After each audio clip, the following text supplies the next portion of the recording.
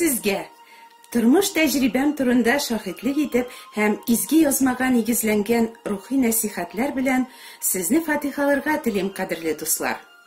Бүген мин сезгә йөрәктәге путлар һәм аларга кешенең ничек табынуы турында сөйлисем килә.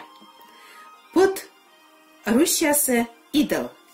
Бу сүзне мөгаен кайберәүләр аңламыйдыр да. Изге язманы укыганчы мин дә белми идем. Пут ул ялган Алла дигән сүз. Үзегезгә бер нинди пут сын ясамагыз, аларга табынмагыз дип кисәтә Аллаһы Муса аша кешеләргә биргән 10 әмрендә. Димәк, чын Алла бар һәм ялган Аллалар бар. Чын Алла ул җирне, күкне, диңгезләрне һәм аларны тутырып торучы бар нәрсәне һәм бар җан иясен, һәм без кешеләрне бар итүче, тудыручы, яшәтүче, идара итүче, саклаучы, ярдәм итүче, коткаручы, вакыт җиткәч үтерүче һәм мәңгелектә терелтеп үзе каршына җавапка бастыручы, тиңе юк чиксез кодрәт иясе. Чынында бер генә хак Аллаһы Тәгалә бар. Ялган Аллалар кемнәр соң алар? Ялган Аллалар, алар кеше уйлап чыгарган нәрсәләр. Куркыныч килгәндә сакласыннар дип, алардан төрле ярдәм, уңыш, сауыгу, бәхет өмет итеп, кешеләр борынгы заманнардан ук агачтан, таштан яки алтыннан төрле путсыннар, кеше яки хайван һәйкәлләре ясап, аларны Алла итеп табынганнар. Мәҗүси халыкларның кояш алласы, күк алихәсе, сугыш алласы, җимеш китерү алласы, мәхәббәт ләззәт алихәсе һәм башка күп аллалары булган. Мәсәлән, мәҗүсиләр арасында гомер кичергән Исраил халкы Мисыр куллыгыннан Аллаһы аларны чыгарганнан соң, алтын бозаусыны ясап, аны бу безне коткаручы Аллабыз дип табынган. Кешеләр күп мәртәбәләр шундый җирәнгеч нәрсәләргә табынып, Аллаһының ачуын китергәннәр, аны рәнҗеткәннәр. Ләкин куеп ясаган сыннар белән генә түгел, без гөнаһлы бәндәләр, үзебезнең йөрәгебездә дә ялган аллалар булдырып, аларга табынып, изге Аллаһыны соңга сукмыйбыз, аны рәнҗетәбез икән. Беренче кешеләр, Адәм белән Хава, үзләренчә, үзләре дөрес дип исәпләгәнчә яшәргә теләп, Аллаһы әмренә буйсынмыйча, тәкәбберлек гөнаһына кергәннәр. Алла, безгә сиңа буйсынып яшәргә теләмибез.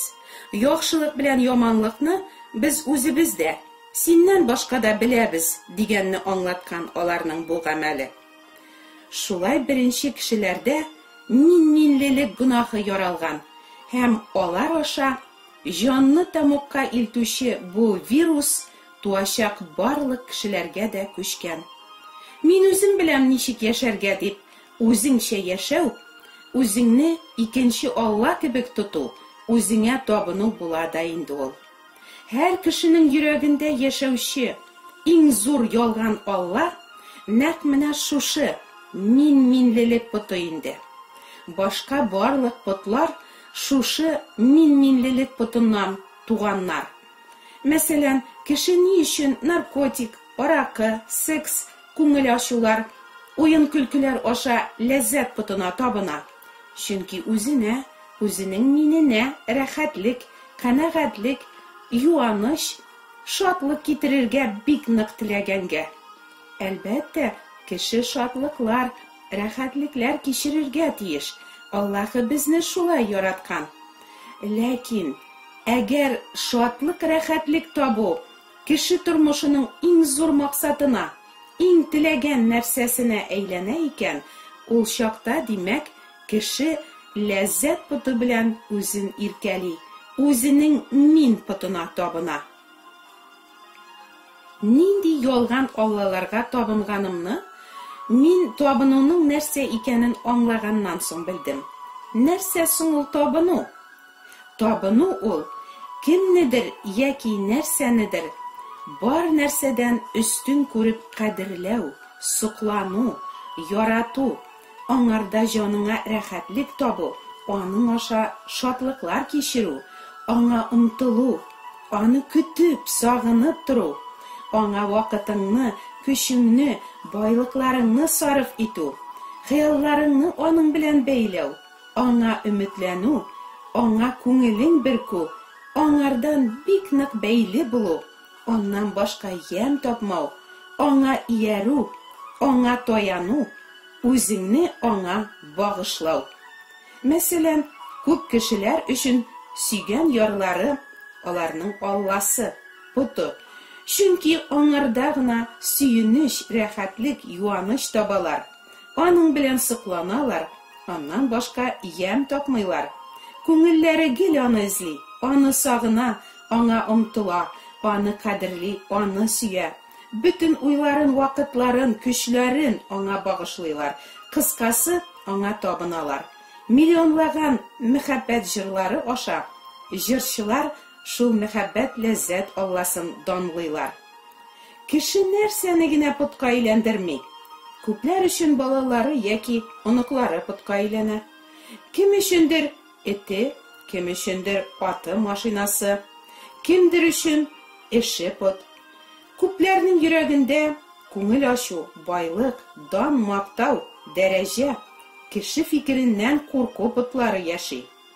Йөрәгегездә нинди путлар яшәгәнен белергә телисезме? Менә сезгә тест.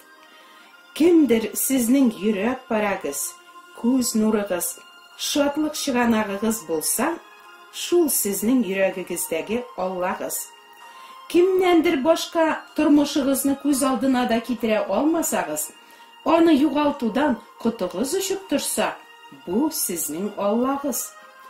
Кулларыгыз булдырган нәрсәләргә гел сокланырга яратсагыз, бу сезнең йөрәгегездәге пут, ялган Алла була. Әгәр сез нәрсәдәндер яки кемнәндер көчле бәйлелектә булсагыз, бу да сезнең путыгыз. Мәсәлән, хәзерге заманда иң киң таралган пут телефон һәм компьютер.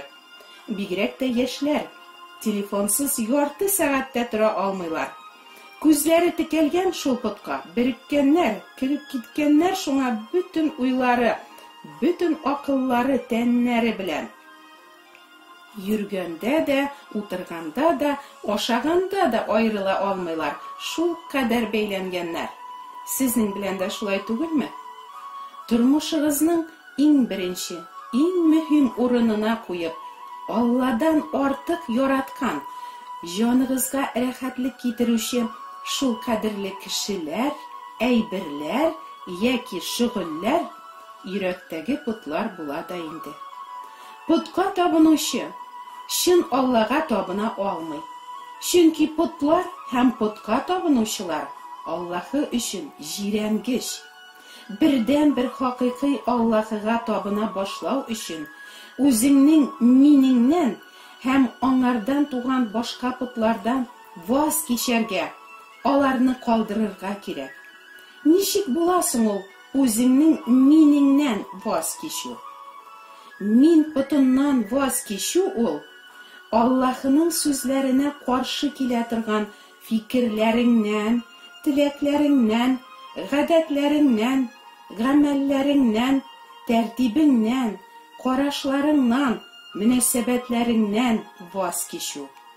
Көн сайын Аллаһының сүзләрен өйрәнеп, фикерләү рәвешеңне ул кушканча үзгәртү, гайсәгә иярү, аның әмерләренә буйсынып яши башлау. Хөрмәтле дуслар, Ходай насыйп итсә, киләсе чыгышымда гаиләдә ничек чын мәхәббәткә ия булу турында сөйләргә телим. Җаннарыгыз тамукка китмәсен өчен, йөрәгегездәге мин путыннан ваз кичеп, бердән-бер Аллаһыга борылыгыз, аңа иярегез, аңа беркегез, аны яратыгыз. Шул чакта сез Раббыда тынычлык, юаныч, шатлык һәм чын бәхет табарсыз. Амин.